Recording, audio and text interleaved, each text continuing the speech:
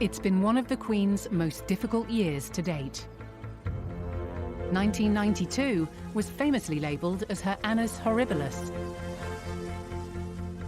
Scandal, marital woes, and tawdry tabloid stories dragged the royal family's reputation through the mire. 1992 is not a year on which I shall look back with undiluted pleasure. It has turned out to be an annus horribilis. But the past year has seen a sense of history repeating itself. Controversy surrounding her children. The allegations may not be new, but they dramatically raised the stakes, not only for Prince Andrew, but the royal family as a whole. I would say no way back now for Prince Andrew. Serious family fallouts. Have you spoken to your brother since the interview? I haven't spoken yet, but I will do. Queen is a realist, and she knows with all her experience that you can't tell your grandchildren what to do. It doesn't work. Damaging accusations against the institution. There's a conversation with you, with Harry, about how dark your baby is going to be? potentially, and what that would mean or look like. A global health crisis that consumed Britain. The Queen is presiding over a nation which couldn't make any sense of what was happening. The fear was profound. And the death of her husband after 73 years of marriage. That picture at the funeral where she's sitting there all alone, that was so sad. That was the picture that I'll never forget. After this year of tragedy and controversy, can the royal family be repaired? It's insidious, drip, drip, drip of damaging headlines. There was a series of collisions that were happening, and it looked like it was going to get worse, and it did get worse.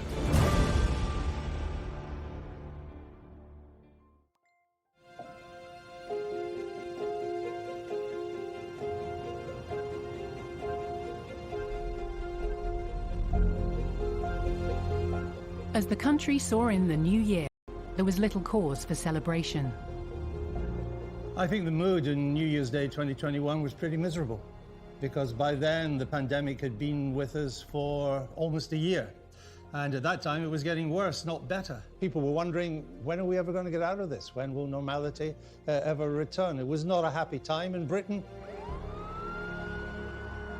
We couldn't make any... A recorded 77,000 people in the UK had lost their lives to the coronavirus pandemic, many of them elderly. Uncertainty lay ahead for Britain and its monarch.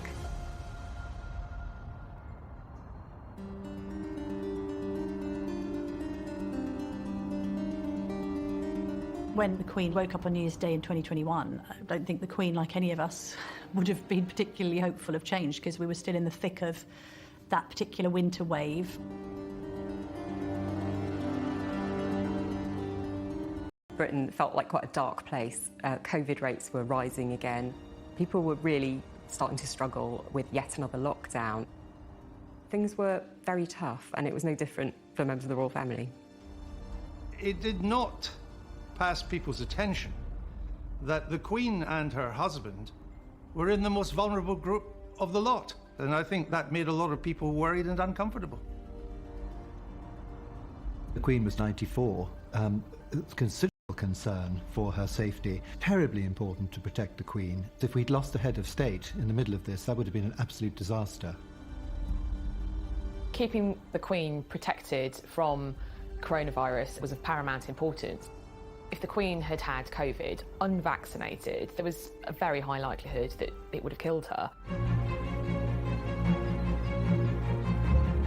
Since the start of the pandemic, the Queen had been isolating at Windsor Castle with her husband, Prince Philip. Like the rest of the country, she spent the festive period away from her family. The Queen was acutely aware that they would be accused of abject hypocrisy if they felt that they were above the rules. She leads from the top. You know, if everyone else's Christmas is ruined, so is mine. Prince Edward and Sophie have told us that there were quite a few times when they were talking to the Queen and Prince Philip from sort of ground level, and they were up on a balcony, so that they were all socially distanced. The one thing the Queen would wish to do would be to set an example. In any society, individuals do look for leadership that gives them confidence and comfort. It's very much reflected in the Queen's Christmas message, to encourage people to keep going. Of course, for many, this time of year will be tinged with sadness. Some mourning the loss of those dear to them, and others missing friends and family members distanced for safety, when all they'd really want for Christmas is a simple hug or a squeeze of the hand. Behind palace walls, there were growing concerns for 99-year-old Prince Philip, who'd suffered serious illness in the previous years. Unique bubble. HMS Bubble was the name that was given to the group of people that self-isolated with the Queen and Prince Philip, and that was a name coined by Tony Johnson-Burt, who's head of the royal household. And he was very much likening the kind of camaraderie with that of a ship. And that was quite onerous on those members of staff, because once they were in the bubble, they stayed in the bubble. Once they'd committed, they were in, and that meant that they were there, locked in, and not able to see their own families for quite a huge amount of time. The point was the Queen and the Duke not to get this virus.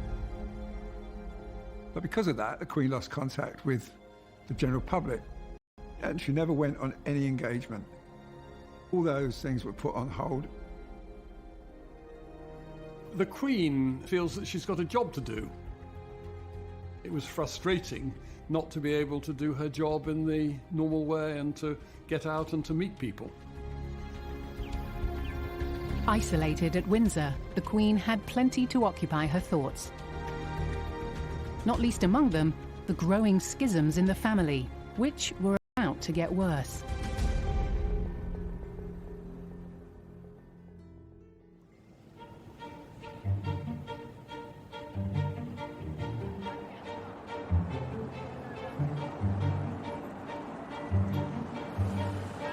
It had been a year to the day since Harry and Meghan had dramatically announced their intentions to step away from being senior royals. The announcement by Harry and Meghan that they were withdrawing was obviously an intensely personal family moment for the Queen. They went off to Canada for a bit, and then they came back, and then they threw all this at the Queen and said what they wanted to do, and she very wisely said, well, give it a try and have a year's probation. The transitional period was put in place as almost as a kind of safety catch, so that should the couple go to America and decide that actually they'd made the wrong decision, had they found themselves unable to make things work, that they still had this opportunity to return and resume. It's almost like granting them a year-long sabbatical, if you like. Now the year was almost up, and face-to-face discussions between Harry, Meghan and the Queen were said to be planned. As I understand it, Harry thought that having had this year's grace period for everyone to kind of cool down after the emotion and heat and fire of the Sandringham summit, now everything was kind of a bit calmer. Harry was going to come over to the UK to talk to the Queen and courtiers face-to-face to try and thrash this out. But a ban on non-essential travel threatened to put talks. I think it was also a terrible time from the Queen's point of view, given how unwell Prince Philip was and the difficulty she was going through, being isolated in Windsor, trying to lead the nation as best as she could. It's been a huge disappointment to the Queen, and I don't think she really understands why it was necessary or why it was done. With the transitional year ending, the Queen now faced difficult questions about the Sussexes' future. She sticks to her decisions, so if things go wrong, she never turns around and says, well, who advised me to do that? But very much is aware that she had the final say on what should be done in a certain situation. There was this concern that they were going to set up shop in direct competition in the US, and that would have proved difficult. So on one hand, the Queen had the pressure on her to kind of preserve the institution of monarchy, while also trying to preserve her own familial relations with her beloved grandson. I don't think either side emerged from it terribly well. There was a sort of series of collisions that were happening, and it looked like it was going to get worse, and it did get worse. But Harry and Meghan's departure from royal life wasn't all the Queen was dealing with. Behind closed doors, the health of Prince Philip her rock for so many years was deteriorating. Since he retired in 2017, there had been concerns about Prince Philip's health. The idea of a 99-year-old man going into hospital is always a worry. Those who saw Prince Philip leave hospital and return to Windsor could see that he was a very sick man.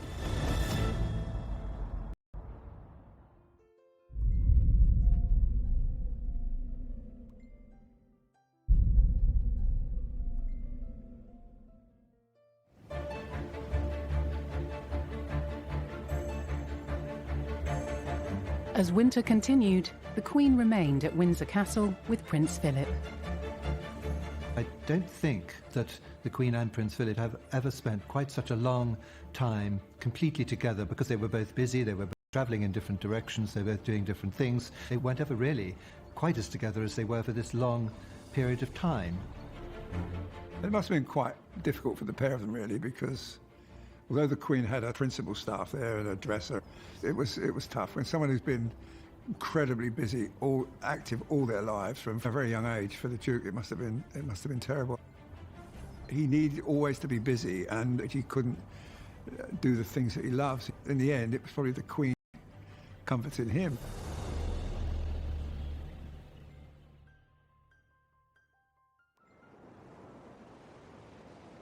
Sussex have tonight announced they are expecting a second child. I'm sure the Queen was absolutely delighted to hear the news that the Sussex were expecting a second child, but it is difficult for the Queen because she hasn't been able to see Archie. I think the last time she actually saw him in the flesh was November 2019. The only time she's ever going to see these great-grandchildren is if they come over to the UK. Maybe she'll see them next year as she marks her Platinum Jubilee. We have to wait and see.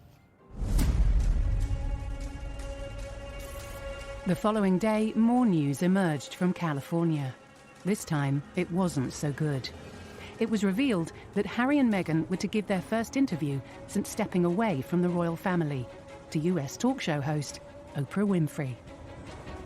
It came as a huge surprise to the royal family that Harry and Meghan were prepared to do this, and to do it with Oprah Winfrey. There was surprise, some anger, maybe a little apprehension as well, that they were giving this interview, because not only had they cut loose and seemed to want to do their own thing out in California, but that they were going to wash their dirty linen in public. It was much better when the monarchy was more of mystique. There is less privacy, and I think for their sakes that's a pity. News that the Queen's grandson was discussing royal life with one of the world's most famous interviewers sent shockwaves through the royal household and around Britain. It was dominating the newspapers. It was totally dominating the airwaves. When's it going to be screened? And then they were putting little segments out, which was getting people in a state of frenzy almost about it.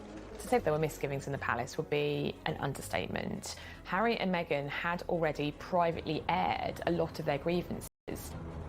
So when this sit-down with Oprah was announced, the palace probably knew what was coming, and it wasn't going to be pretty.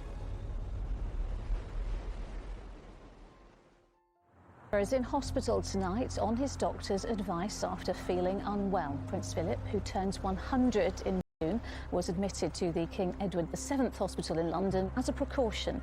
In a statement this afternoon, Buckingham Palace said he is expected to stay there for a few days and is in good spirits. When he first went into hospital, of course, alarm bells started ringing. It was all just a really difficult and uncertain period.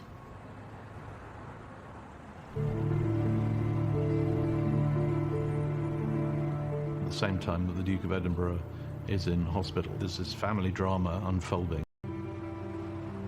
I think it had become abundantly clear as time had gone on. The interview made it quite clear they weren't coming back. So rather than have endless speculation about this 12-month review coming to an end, the decision was just taken, right, they're not coming back, let's just clear that one up. Unable to talk face-to-face, a final decision on Harry and Meghan's future was made, with them 5,000 miles away. The Queen would have tried to talk him out of it, in a nice way. Do you really need to do this? He wanted to keep his titles, he wanted to keep the name for his charity, and the Queen stopped that straight away. She said, you're either going to be working here as a member of the royal family, or you're going to America. If you go to America, you're just Prince Harry. And she was adamant that was the case. the Queen was upset about that. And every one of them knows the last thing you want to do is upset the Queen.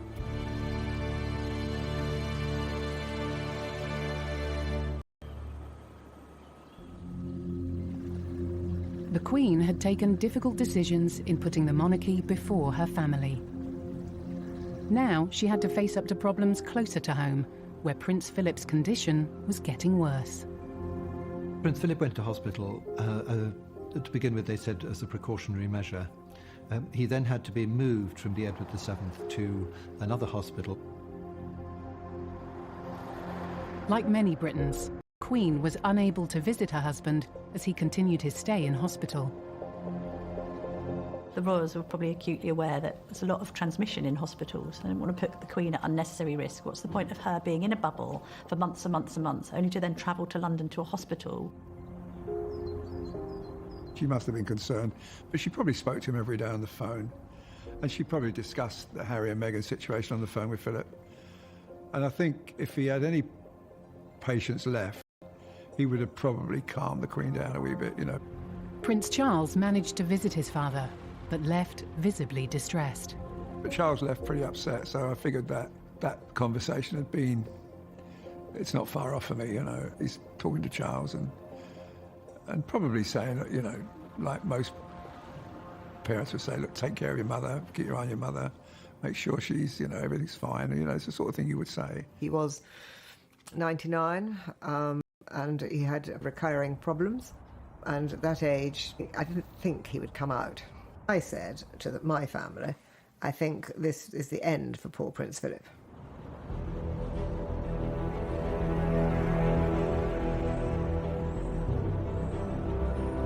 If Buckingham Palace thought the era of explosive tell-all interviews was all over, then it was wrong. The Duke and Duchess's interview with Oprah Winfrey clearly laid out the accusations. This is a image of this country abroad, with accusations of racism and neglect now levelled against it. How much damage has been done? Clearly, the court, the advisors to the Queen, the royal family, were braced for not a great interview. But I think even they didn't appreciate just how bad it was going to be in terms of the claims that Harry and Meghan were making. The biggest and most incendiary claim was obviously the suggestion that a royal, as unnamed even now, was racist or racist about the skin tone of their future children. There is a conversation. Hold up. There's Stop several right now. There's several conversations. There's a about conversation with you, with Harry, about how dark your baby is going to be? Potentially, and what that would mean or look like. It was quite uncomfortable to think that possibly there might be somebody in the family who didn't understand the insensitivity of what Meghan was alleging. That, you know, it definitely cast a very big shadow over the royal family, and because of the lack of precision about the allegation, it was quite difficult to disprove it. The couple also said Meghan suffered from severe mental health problems, that she was suicidal, and that they didn't get help from the palace powers that be.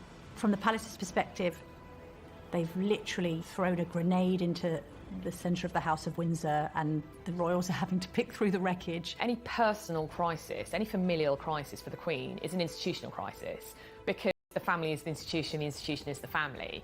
These claims were massively damaging, because effectively Harry was saying there's something rotten within the institution. The Queen is the institution. He said that I needed to go somewhere to get help. He said that I've never felt this way before, and I need to go somewhere. And I was told that I couldn't, that it wouldn't be good for the institution.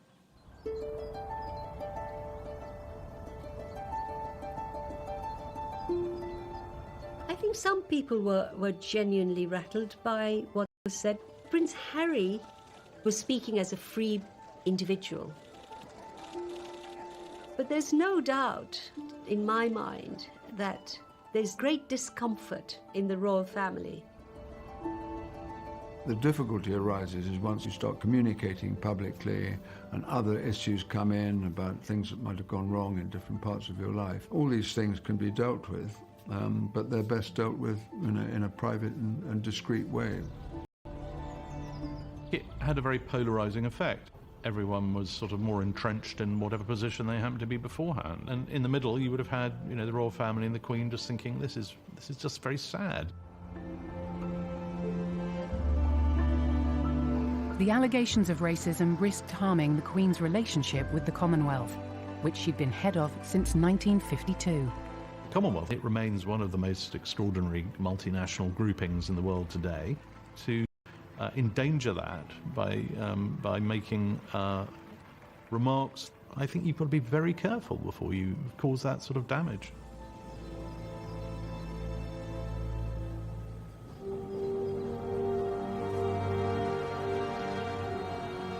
The Queen has tonight addressed some of the huge issues raised in the Duke and Duchess of Sussex's explosive TV interview. More than 24 hours since it first aired in the United States, a statement was finally released on the Queen's behalf. With such huge allegations aimed at the monarchy, the Queen decided to respond. We all face our difficulties within families. We would very much prefer that it was private. And I think one very good thing was that Buckingham Palace, I thought, put out an extremely sensible statement saying any difficulties of this sort we will pursue in private. And I think that's the right thing to do. The response, when it did come, really did divide opinion. Obviously, this had thrown up huge debate across the UK, and people, were rightly concerned at any suggestion that the royal family were racist. The Queen's response was to the point, and she said that, well, they were saddened to hear about the extent of the issues they'd suffered. Some recollections may vary. The Queen was basically saying, that's not my recollection of what happened at all. There's no question in my mind that the Queen would have seen the interview as disloyalty, an unnecessary disloyalty. She'd gone out of her way to try and make things work with Harry and with Meghan. She's handled it magnificently, but I think it was a huge disappointment to her. And I think she saw it as an unnecessary disappointment, a disloyal disappointment. It was a rocky moment for the Queen and the monarchy. Her previous Annus Horribilis, 1992, the events that happened then were really personal events to her. But this time, it's been a national event, which has been combined with various personal sadnesses. I think it must have been extremely difficult for the Queen. All the allegations that came out of the Oprah Winfrey were shocking. She threw out a lot of things left and right without being very specific about it and caused an enormous amount of trouble. There was mild comfort for the Queen when Prince Philip was finally released from hospital. But at 99 years old, there were still serious concerns for his health. Those who saw Prince Philip could see that he was a very sick man. He leaves a tremendous hole in your life, and it affects you hugely, the thought that you're not going to be able to talk to that person again. She's had this terrible year because of everything that's gone on with Harry and Meghan and the pandemic grounding her when all she wants to do is go out and about and do her job. And then her husband dies.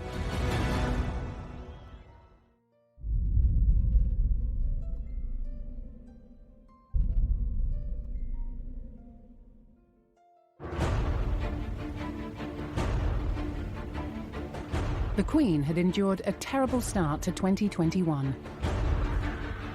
The COVID pandemic was still crippling Britain. Accusations against Prince Andrew refused to go away. Duke of York scandal kind of continued throughout the whole of the pandemic. Efforts are being made to try and rehabilitate his image, but the pandemic has put all that on hold. And actually, from the Queen's perspective, it's probably been convenient to her that he's just been completely out of the limelight. And equally, the attention's been largely on Harry and Meghan. The fallout from the interview between Harry and Meghan and Oprah Winfrey looked set to continue. And now Prince William was embroiled in it too. The Queen had the pressure on her. There have been comments made about Prince William being trapped, for instance, but the Queen has almost, as ever, remained sacrosanct in all that. In the days after the interview, Prince William also responded.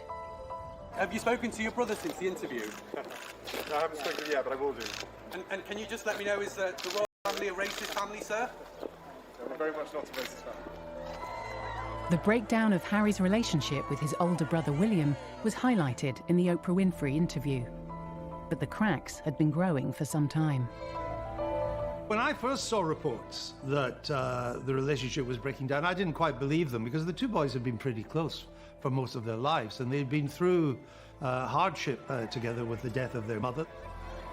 When Harry decided to cut loose from the royal family, leaving a lot more pressure on William and Kate to continue with royal duties, particularly as Prince Philip at that time was seriously unwell, and the Queen had stepped back.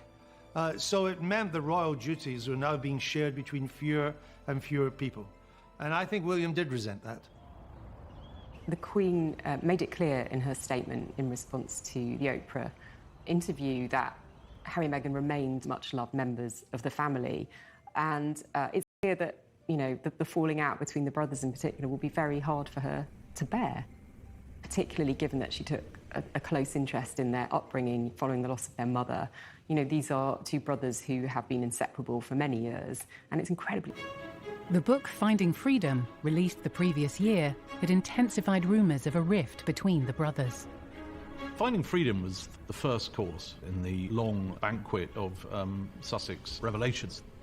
The book really confirmed in many people's minds what a lot of people already knew, which was that the two brothers had really, you know, fallen out, and that there was a real unhappiness on the side of the Sussexes. I think we knew that Harry and William's relationship had changed over the years, just because Harry himself admitted that they were on different paths.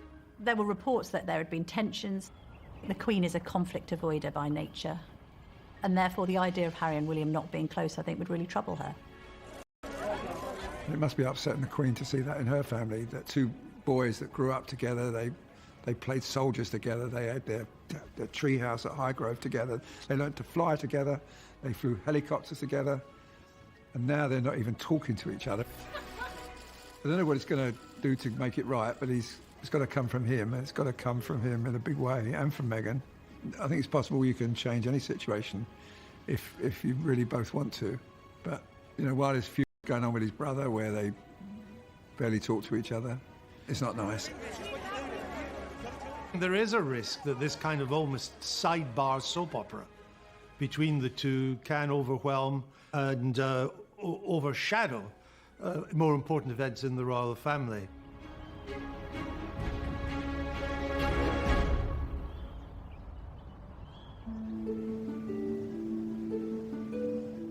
Now, when Prince Philip went into hospital on the 16th of February, it was, we were told, out of an abundance of caution. Tonight, on the 16th of March, he is finally back home with the Queen at Windsor. He left hospital in central London by car after 28 nights. Quite a lot has happened during that time. I'm so glad that he got back from the hospital. I think that was very important to him because he had a very strong sense of history. His mother and his grandmother were both born in Windsor Castle, and he and the Queen loved Windsor Castle, and that, I'm sure, will have been a great comfort to the Queen. But shortly after Prince Philip's release from hospital, the Queen suffered the worst heartache of her reign. She's had this terrible year because of everything that's gone on with Harry and Meghan. The pandemic grounding her when all she wants to do is go out and about and do her job. And then her husband dies.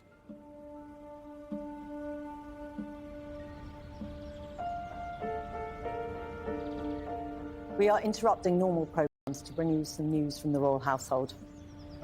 It is with deep sorrow that Her Majesty the Queen announces the death of her beloved husband, His Royal Highness Prince Philip, Duke of Edinburgh. It was a terrible loss to the Queen in the most terrible of circumstances, of lockdown, of the Queen being on her own, of the royal family not even able to come and see her and comfort her.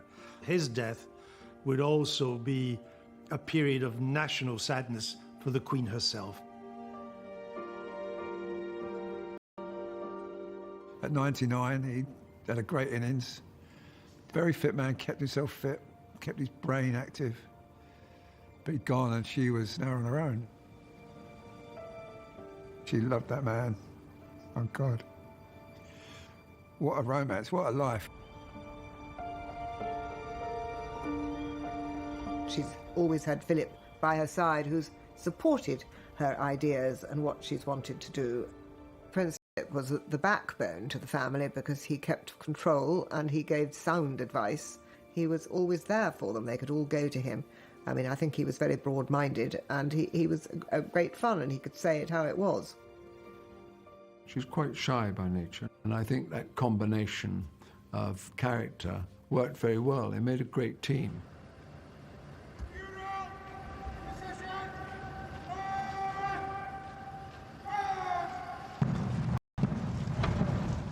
On the day of Prince Philip's funeral, there were blue skies, with Windsor Castle basked in sunshine. In a stripped-back service, the small number allowed to attend were forced to sit apart.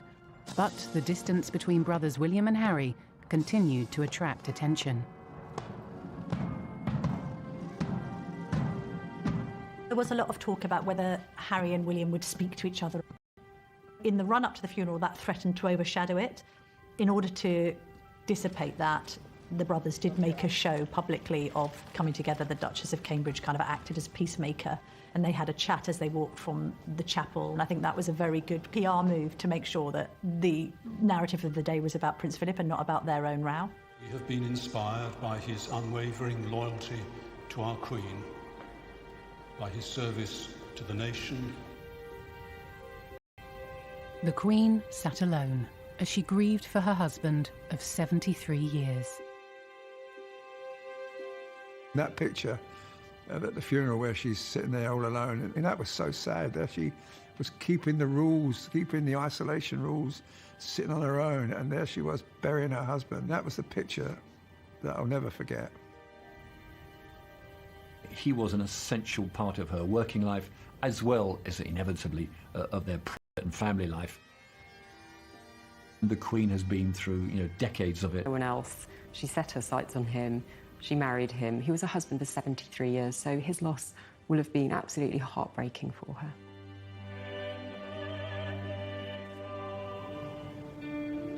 The Queen now had to get used to life without Prince Philip, but things were not about to get any easier. More problems continued to surface as her terrible year went from bad to worse. An official inquiry dredged up a particularly difficult incident from the royal family's past.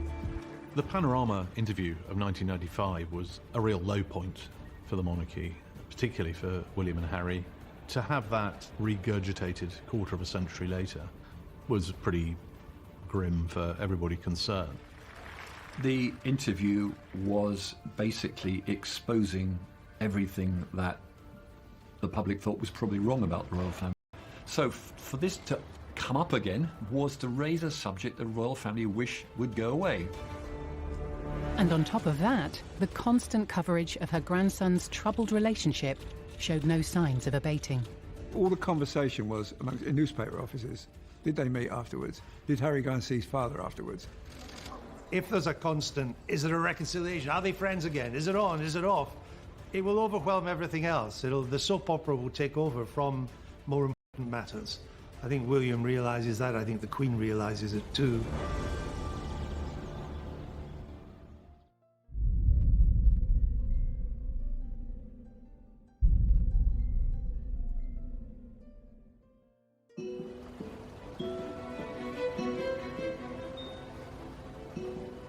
As spring drew to a close, the Queen was coming to terms with one of the worst years of her entire reign. She's lost her husband. She's lost the solid figure in her life since she was almost a teenager. She's been in isolation so much that she can't meet her people, which she loves to do. She can't meet her family, which she loves to do as well. The scale of the crisis we've been through is so huge. It's put more on the Queen's shoulders, I would say, than any previous crisis.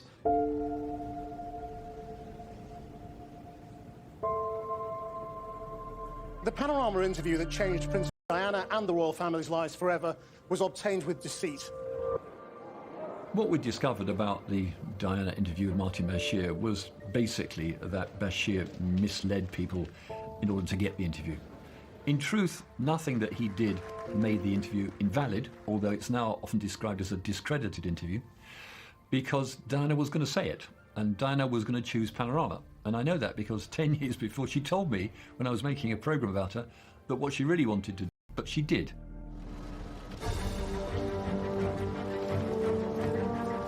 I mean, the 1990s were a difficult time for the Queen. The Diana interview, the Andrew Morton book, Diana's death, and how to handle that. I think the last thing she wanted was to be reminded of that time. She has moved on from that. She was a victim of it in a way. She suffered from it and had to learn a lot of things from it too. The Queen doesn't like private issues being made public. The interview was basically exposing everything that the public thought was probably wrong about the royal family. For this to come up again was to raise a subject the royal family wish would go away.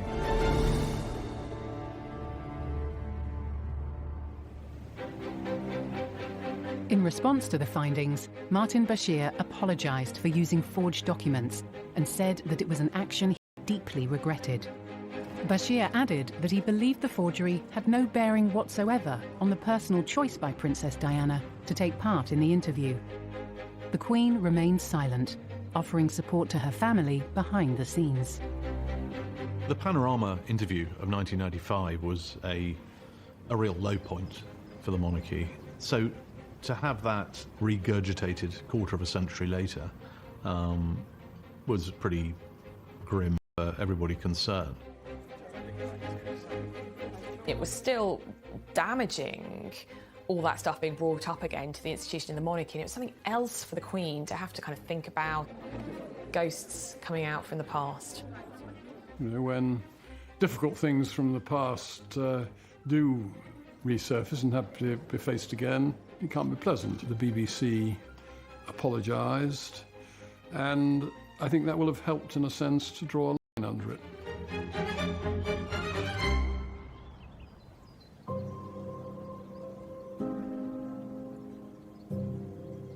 On a sunny Saturday afternoon in the grounds of Windsor Castle, the Queen officially celebrated her 95th birthday in a scaled-back Trooping the Colour service. But what should have been a day for celebration was overshadowed by a notable absentee. Prince Andrew did not attend, as rumours and allegations continued to follow him. Prince Andrew is a bit of a tragedy. It needn't have been that way. He should have seen the writing was on the wall in mixing with Jeffrey Epstein long before he realised he couldn't do it. Prince Andrew's friendship with Jeffrey Epstein had been repeatedly questioned after the business tycoon was convicted in 2008 for procuring a person under the age of 18 for prostitution. With this man, long after the scandal had broken, now, would you carry on seeing the man in public? Would you go to his house in New York? That's the problem. He still stayed in contact even though after the guy had been in jail for the most horrendous of crimes. Allegations of sexual assault were first made against Prince Andrew by Virginia Giuffre in 2015, but the claim was dismissed and struck from court. After Epstein was arrested again for sexual offences in 2019, the allegations against Prince Andrew were made public. His position is that he doesn't even remember meeting her. But of course, it is really serious reputational damage, and there's nothing that the Queen can do. It is damaging for the Queen professionally in the institution which she represents.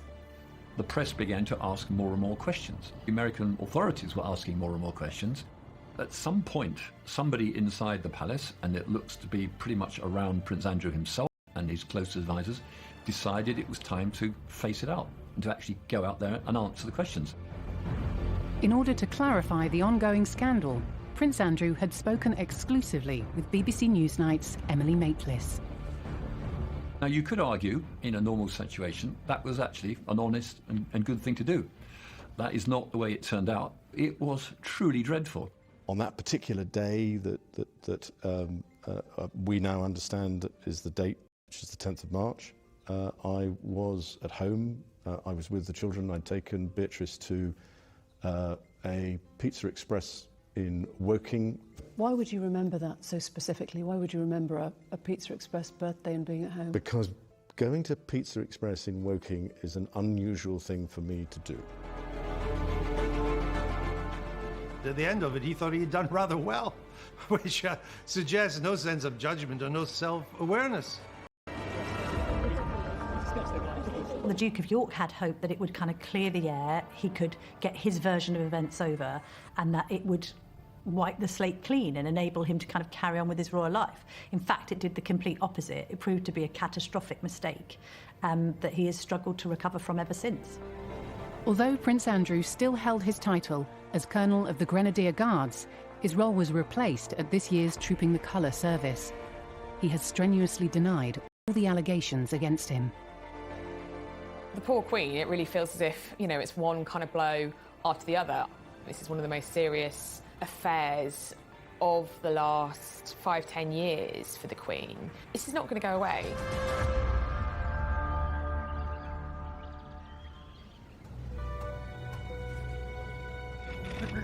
On what would have been Diana's 60th birthday, William and Harry came together in a rare meeting to unveil a statue of their mother at Kensington Palace.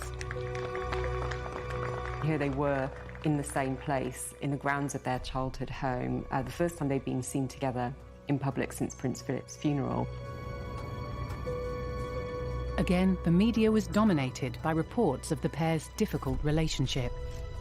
Even when they were there together unveiling the statue of their wonderful mother, Diana, who was, in my view, the greatest woman of the 20th century. No one's looking, the statue, everybody's looking at their reaction to each other, and because it's duty, they just got through it. It did bear the hallmarks of quite a sort of tense moment. People were hoping this was going to be the moment that the brothers reconciled, and I think, you know, there's more work to be done to that relationship. The unveiling of Diana's statue marked another royal engagement that threatened to be overshadowed by the warring brothers. I mean, it must be galling, bluntly, for the Queen. I don't think you ever quite get used to it when it's so close to you personally, to see your own grandsons being cross-examined, in a sense, or their body language constantly being poured over by the press. I'm pretty sure, from what I've been told, that Prince William and Kate are reconciled to the fact that it's broken and it can't be put together, not in the foreseeable future anyway, and that they need to go their way, and William and Kate will go their way.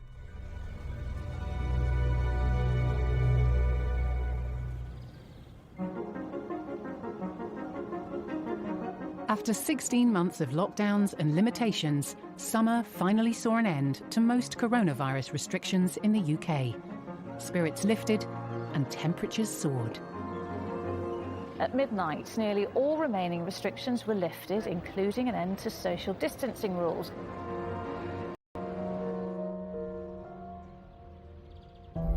But on the same day, the Queen faced another bombshell from her grandson.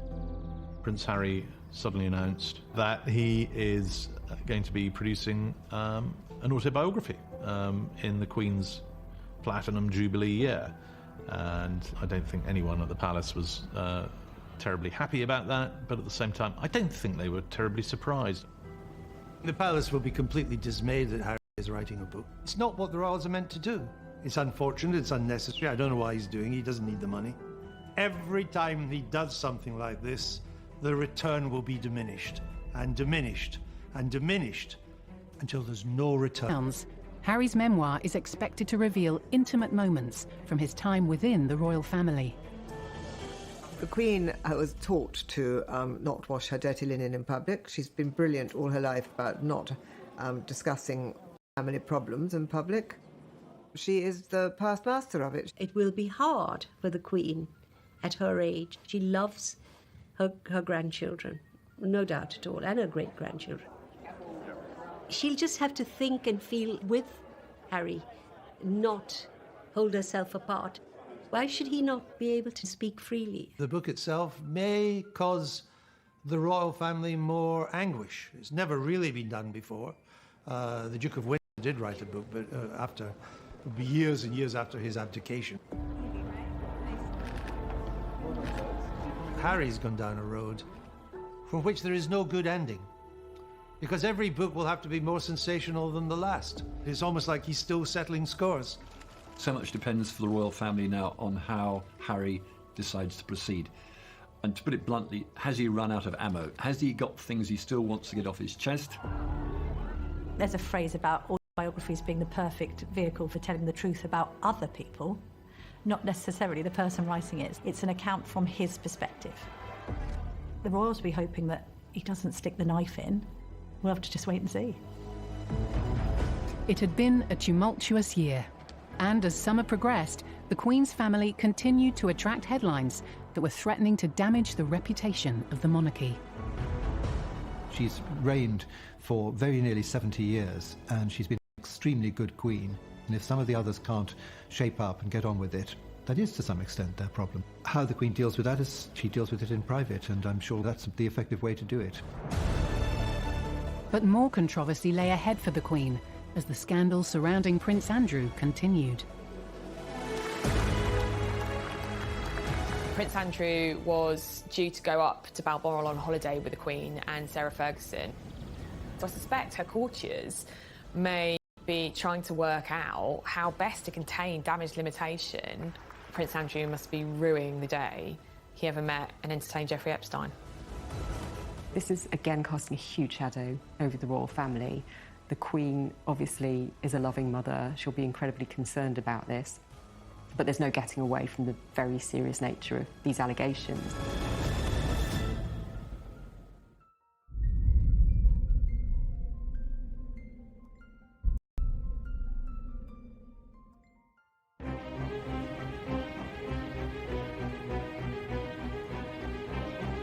The Queen was living... This year, we've had everybody huddled in their homes every day, her included, and then at the end, when it starts to pick up and the vaccine's here, she loses Philip. That's pretty tough. The Queen's talked about her annus horribilis in the past, and I think that this year is up there alongside that. It's been incredibly difficult. It's been a sort of endless stream of challenges, and set against the backdrop of the pandemic, it's a lot for her to go through. At the end of July, the Queen travelled to Balmoral for her annual visit. It was the first time she'd holidayed there without husband Prince Philip. But shortly after she arrived, the Queen was met with more controversy.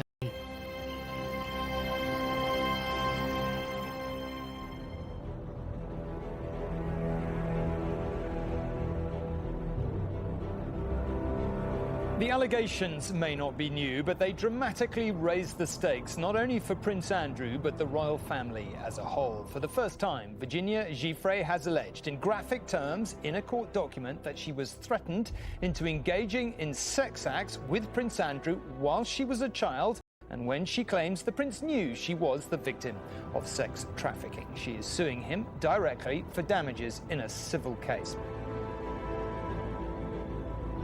In August, a legal case was filed against the Duke of York, alleging rape in the first degree, which is quite an extraordinary allegation. And this is a civil case, so it's not a criminal procedure, but it's been brought by his longtime accuser, Virginia Giuffre Roberts. And it's something that is not going away anytime soon. This is again casting a huge shadow over the royal family. The Queen obviously is a loving mother. She'll be incredibly concerned about this. But there's no getting away from the very serious nature of these allegations.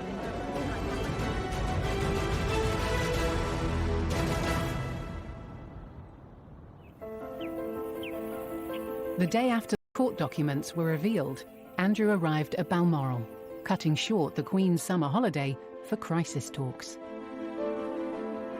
Just at the point the Queen thought she might have a break from the difficulties in Balmoral, you know, one of her favourite places in the world, this legal case will have sparked huge concerns again. These are incredibly damaging allegations for Prince Andrew and for the wider royal family. It's extremely difficult for the Queen. I feel very sorry that the Queen has had to deal with the crises of enjoying all the good things. Prince Andrew has always denied the accusations against him, but the ongoing scandal could have a serious impact on the future of the monarchy. It's an insidious drip, drip, drip of damaging headlines. I can't think of any other time that a member of the royal family has ever been accused of a crime, much less something so serious as this. We have to assume that he's innocent, as he said. But just the slinging of that mud, very serious mud, threatens the reputation and the standing of the monarchy. This is one of the most damaging things the Queen has faced in her reign. It's another drama, but so far he's not been charged with anything, so it's all alleged, and let's see what happens. But the Queen is still her son, and, you know, she's his mother, and she will never, ever abandon him. Andrew's been through a bad time, but not one member of the royal family has said anything about Prince Andrew. Whatever they might be saying private, it will be private and never get out. I don't really think he can ever recover. And that saddens the Queen too. That's another disappointment for the Queen, because she was always rather fond of Prince Andrew. I would say no way back now for Prince Andrew. The Queen has faced countless tragedies and controversies throughout her reign. But after this terrible year, many are asking, can the royal family bounce back?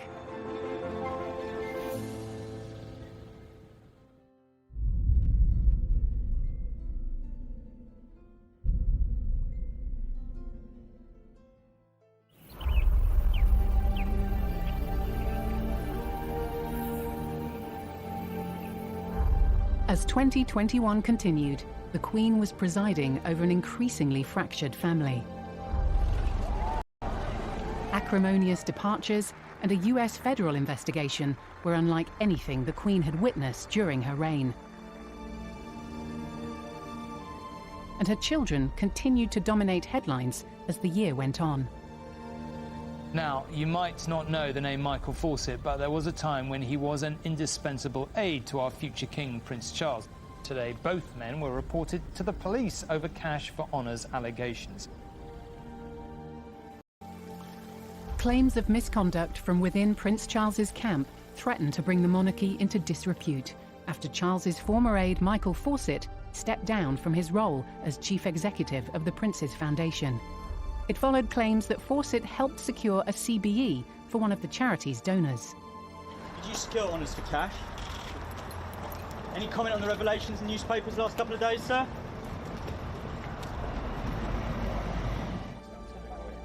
The future king admitted the allegations were an embarrassment. With the Queen in the twilight of her reign, the stability and future of the monarchy is paramount. The Queen has guided it all through for 70 years, and Prince Charles will do the same, and there'll be William will do the same, and George will do the same, because they will be brought up in that tradition. But at the moment, the Queen is still the boss, and she intends, I think, to just finish the job. And whenever that job ends, no one knows, but it will be a sad day. And as Prince Charles once said to me, I never ever say when I'll be king, because that's the day my mother dies, and I will be so heartbroken. As a preliminary trial hearing approached in the US, Prince Andrew returned to the Queen at Balmoral. Debate continued as to whether or not the Duke of York should be allowed to keep his military titles. While he continues to hold some military associations, even though they're in abeyance, questions are being asked about it, especially given that Prince Harry has lost his. She should have excluded him from not just public life, from his position in the palaces, right? She didn't do that. Surely that was something she should have been seen to do. Shortly after Andrew arrived back in Scotland, reports surfaced that he'd been served with legal papers. But the Duke of York's representatives claimed the documents had not been successfully delivered by Virginia Giuffre's team. There were some farcical scenes with her lawyers going to Royal Lodge in Windsor and literally trying to serve the papers on Andrew himself. But of course he wasn't there. He was up in Balmoral with the Queen. Lawyers representing Prince Andrew and Virginia Giuffre clashed in a pre-trial conference call in New York.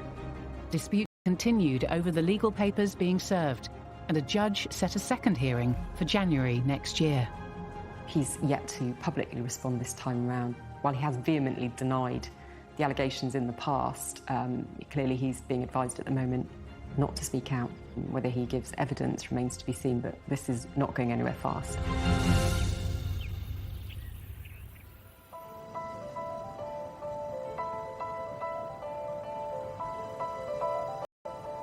Queen was forced to pull out of her first public appearance for weeks today with a new health problem. She had been due to watch the remembrance service at the cenotaph, but withdrew this morning with a bad back. With a difficult year coming towards an end, a disappointed Queen had to miss one of the most important events in her calendar. It was the first time in over 20 years that she'd not attended.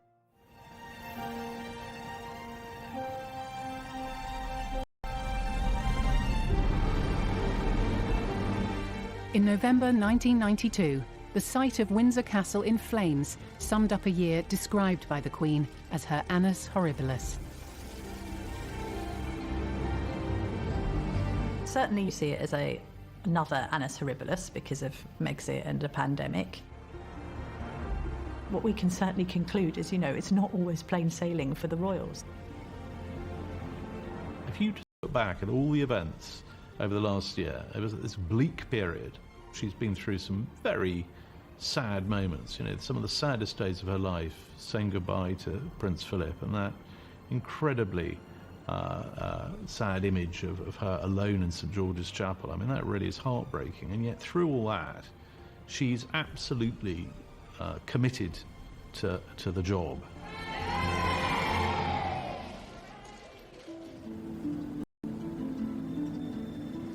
"2021 has been a particularly difficult year, but I think that the way in which the Queen has led us and the way that she's handled it, she's been a role model, as she always is, and I think that that will have deepened the respect and affection that the nation feel for her.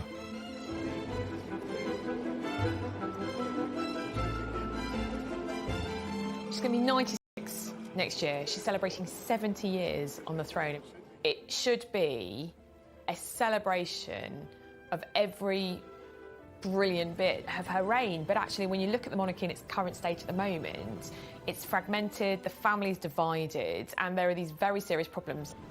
And I feel really sorry for the Queen because she's worked so hard. She's always put duty above everything. I just hope that there's a period of stability and calm, and so that she can celebrate her Platinum Jubilee with a bang.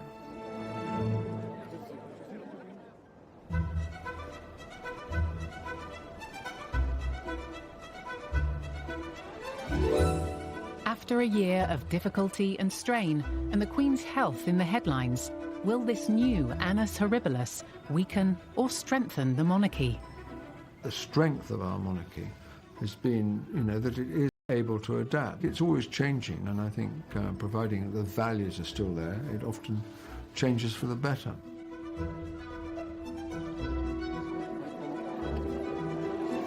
In the past year, the Queen has lost her husband.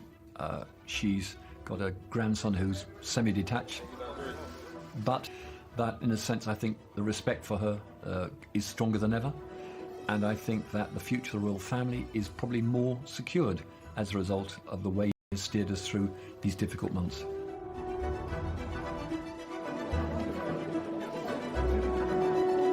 The Queen has shown huge strength of character, strength in the way she does things.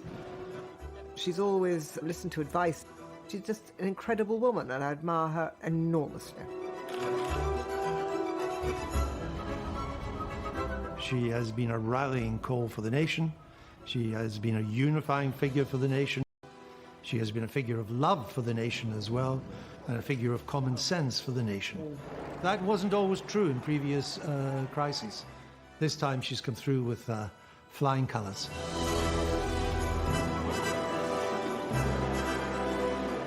Men hadn't even walked on the moon when the Queen came to the throne, and she's been a person who's steadied the ship during all those years.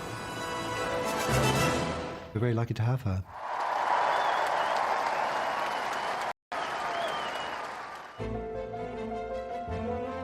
Our royal in the spotlight next Saturday is the Queen's naughty little sister, Princess Margaret, who certainly raised a few real eyebrows. A Scandalous Affair is brand new at 8:40. Next tonight, we all love great entertainment on the telly, but better still when it all goes Pete Tong. When Saturday night TV goes horribly wrong after the break.